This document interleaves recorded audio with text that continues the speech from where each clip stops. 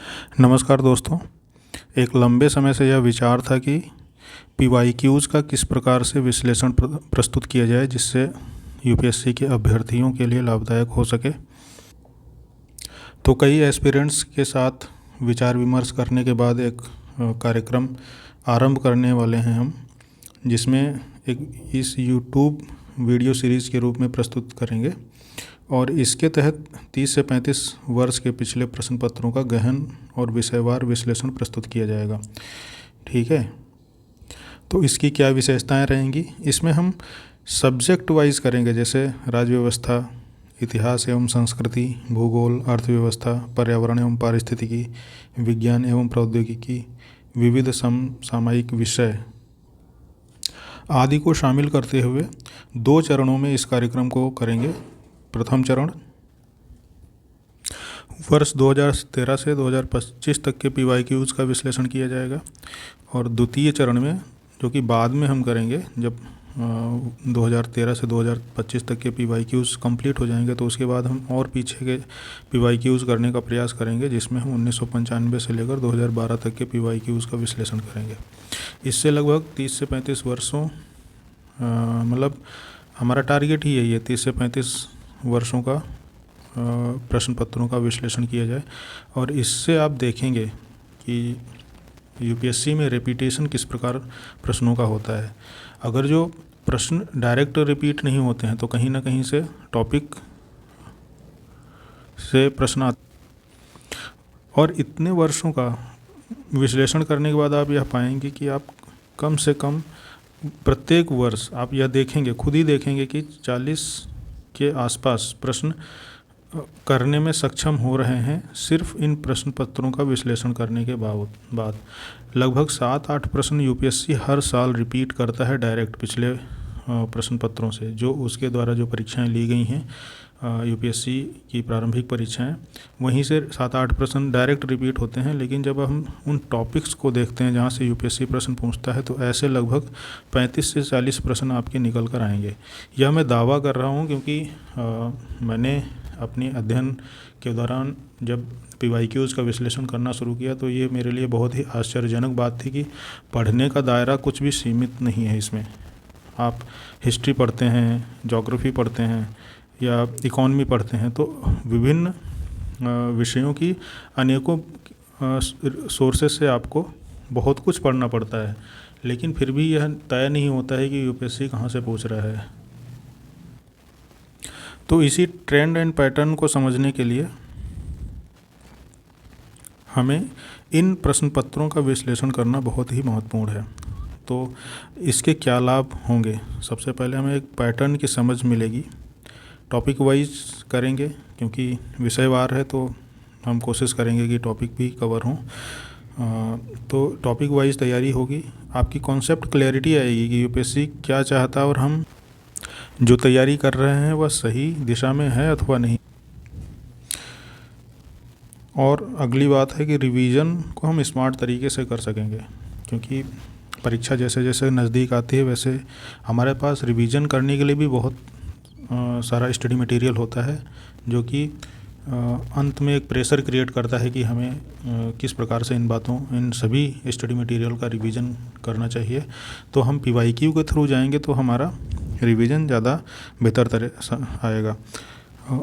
Syllabus की स्पष्ट दिशा एक निर्धारित होगी, ठीक है। और लास्ट में सबसे बड़ी बात यह है कि इतना सारा कंटेंट अवेलेबल होने के बावजूद हिंदी मीडियम में अभी भी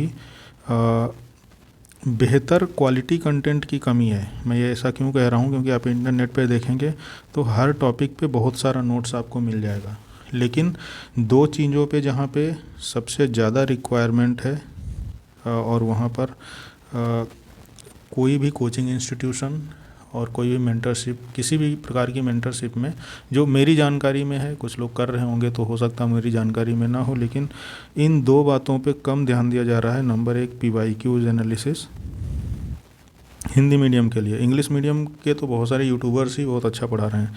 नंबर 2 आंसर राइटिंग, ठीक है। मैं एक कार्यक्रम चला रहा हूँ, आपको इसमें टेलीग्राम ग्रुप और टेलीग्राम चैनल की लिंक डिस्क्रिप्शन में मिल जाएगी, वहाँ से ज्वाइन कर सकते हैं।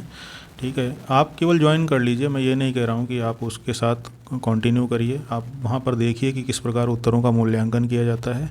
और एक टेलीग्राम चैनल है जिसमें डेली कुछ PYQs पोस्ट किए जाते हैं हिंदी में, जो कि आप अपने से हल करने का प्रयास कर सकते हैं और अपनी तैयारी का मूल्यांकन कर सकते हैं। तो यह आपके लिए किस प्रकार लाभदायक होने वाला है। तो जो लोग अभी तैयारी आरंभ कर रहे हैं उनके लिए सबसे बड़ी चीज़ है कि आपको शुरू से ही पता होगा कि UPSC किस प्रकार के प्रश्न पूछ रहा है। कोचिंग में आप पैसा देते हैं या कहीं से भी स्टार्ट करते हैं तो एटलीस्ट आपको सिलेबस पता होना चाहिए और प्रश्न पत्रों का स्वरूप पता होना चाहिए। आपको जो आरंभ में सबसे ज़्यादा जहाँ पे मेहनत करने की आवश्यकता होती है वहीं पर एस्पिरेंट्स मेहनत नहीं करते हैं। नंबर 1 कि प्रश्न पत्रों का विश्लेषण नहीं करते हैं, चाहे वो प्रारंभिक परीक्षा के हों या मुख्य परीक्षा के हों। सीधे जाते हैं, क्लासेस करते हैं और फिर किसी न किसी टीचर के फ़ैन हो जाते हैं, या फिर क्योंकि UPSC का दायरा इतना विशाल है कि इसमें आप कुछ भी पढ़ेंगे तो सब इम्पोर्टेंट लगता है। ठीक है, सबसे महत्वपूर्ण बात यही है कि हमें क्या पढ़ना है यह भी पता होना चाहिए, क्या पढ़ना है और क्या नहीं पढ़ना है यह तो ज़रूर पता होना चाहिए।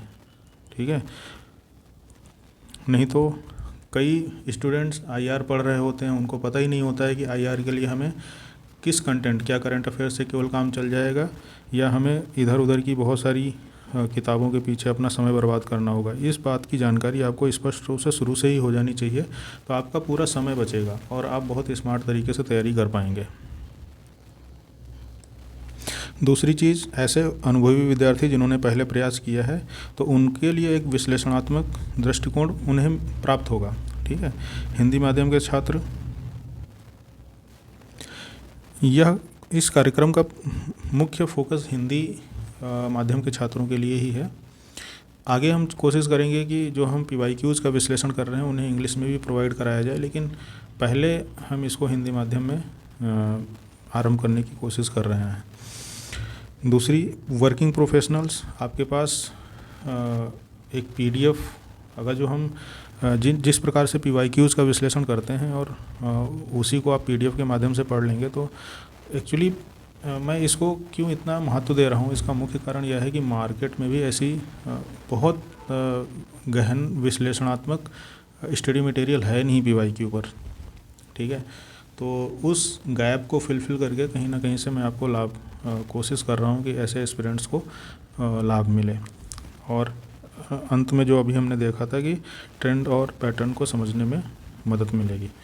तो सबसे महत्वपूर्ण बात यही है कि आप अपनी तैयारी का जितना कहीं से मूल्यांकन मत करिए। हज़ारों रुपए आप टेस्ट सीरीज़ पे खर्च करते हैं, बहुत सारा कंटेंट इधर उधर से खरीदते हैं, लेकिन इन सभी बातों में सबसे महत्वपूर्ण है कि परीक्षा की पैटर्न को समझना। पैटर्न नहीं समझेंगे जब तक आप, तब तक इस परीक्षा में सफलता प्राप्त करना बहुत ही मुश्किल है। जब सफलता का, मैं डराने के लिए यह बात नहीं कह रहा हूँ, लेकिन क्या आपके पास 2 चीज़ें हैं। एक है किसी बेहतर कोचिंग इंस्टीट्यूशंस के प्रश्न पत्र, उनकी टेस्ट सीरीज़ है। दूसरा है UPSC का एक पिछले UPSC द्वारा पूछे गए पिछले 30 से 35 वर्षों के प्रश्न पत्र। आपको किस पे ज़्यादा भरोसा करना चाहिए? ठीक है, इन टेस्ट पे भरोसा करना चाहिए या UPSC जहाँ से सोर्स पूछ रहा है वहीं से उन पे ज़्यादा भरोसा करना चाहिए? किसी भी परीक्षा के लिए जो संस्थान परीक्षा आयोजित कराता है, जैसे UGC नेट है, तो UGC नेट की आप परीक्षा देना चाह रहे हैं तो पिछले प्रश्न पत्रों को 2012 से जब से पैटर्न चेंज हुआ है अब तक उनके प्रश्न पत्रों को हल जब तक नहीं करेंगे तब तक आप कितनी भी कोचिंग्स ले लीजिए और कितने भी टेस्ट कोचिंग इंस्टीट्यूशंस के लगा लीजिए, देखने में अच्छे लगेंगे। कई बार इंस्टीट्यूशंस जो होते हैं वो टफ पेपर इसीलिए बनाते हैं कि एस्पिरेंट्स को अच्छा लगे, लेकिन क्या वो वास्तव में आपकी सफलता दिलाने में महत्वपूर्ण है, या वो सबसे महत्वपूर्ण बात होती है? ठीक है, क्या वो उतने मददगार सिद्ध हो सकते हैं? तो आप यहाँ पे पैसा, टेस्ट सीरीज़, स्टडी मटेरियल पर पैसा लगाइए, आपका पैसा है, आप जहाँ खर्च करना चाहते हैं खर्च करिए, लेकिन आप इन प्रश्न पत्रों का विश्लेषण भी करिए। अगर जो आप हमारे साथ नहीं करना चाह रहे हैं तो आप कहीं से करिए, लेकिन इनका करिए। मैं बार बार इस चीज़ को फोकस कर रहा हूँ। ठीक है, तो देखते हैं आप अगले वीडियो में हम पॉलिटी से स्टार्ट करेंगे। ठीक है, राज्य व्यवस्था से आरंभ कर रहे हैं। एक वीडियो में लगभग 25 प्रश्न करेंगे, तो धीरे धीरे करके मतलब मान लीजिए कि अब तक 200 प्रश्न आए हैं या 250 प्रश्न आए हैं पिछले 35 वर्षों में पॉलिटी के, तो उसको हम कुछ वीडियोज़ में 5-7 वीडियोज़ में कवर करने की कोशिश करेंगे। साथ में हम केवल इनका विश्लेषण ही नहीं करेंगे, देखेंगे कि कितने प्रश्न ट्रिक से सॉल्व हो रहे हैं, ठीक है, और कितने प्रश्न नॉलेज बेस्ड होते हैं। तो कुछ ना कुछ आपको हम प्रश्न पत्रों को एग्जामिनेशन में प्रश्नों को हल करने की विधि भी बताएंगे कि कई बार नॉलेज की ज़रूरत नहीं पड़ती है, आपके कॉन्फिडेंस की और आपके पूर्व ज्ञान की ज़रूरत होती है प्रश्नों को सॉल्व करने के लिए। तो आप थोड़ा सा भरोसा रखिए और पेशेंस रखिए। अभी से हमने इसलिए भी स्टार्ट किया है, अभी जुलाई भी नहीं हुआ है और 2026 की परीक्षा को टारगेट करते हुए हमने अब प्रोग्राम आरंभ किया है। उसका मेन कारण यह है कि हमारा लक्ष्य बड़ा है, हमें 30 से 35 वर्षों के प्रश्न पत्रों का मूल्यांकन करना है, ठीक है। 30 से 35 वर्षों का अगर जो हम कभी बीच में ऐसा कोई रुकावट आ गई तो हम दोबारा उसको आरंभ कर सकें, इसलिए अभी से हमें इस पे लगकर काम करना होगा। और आप चाहे अभी वीडियोस देख लीजिए या मेंस की तैयारी कर रहे हैं तो आगे, क्योंकि यूट्यूब पर पड़े रहेंगे तो आप आगे भी कभी भी देख सकते हैं। तो इन चीज़ों को ध्यान रखिए। आप हमारे टेलीग्राम ग्रुप जो आंसर राइटिंग के लिए है और टेलीग्राम चैनल जो PYQ एनालिसिस के लिए है, डिस्क्रिप्शन में है, उसको फॉलो कर लीजिए, जिससे कोई भी अपडेट होगा तो आपको मिलता रहेगा। Thank you so much.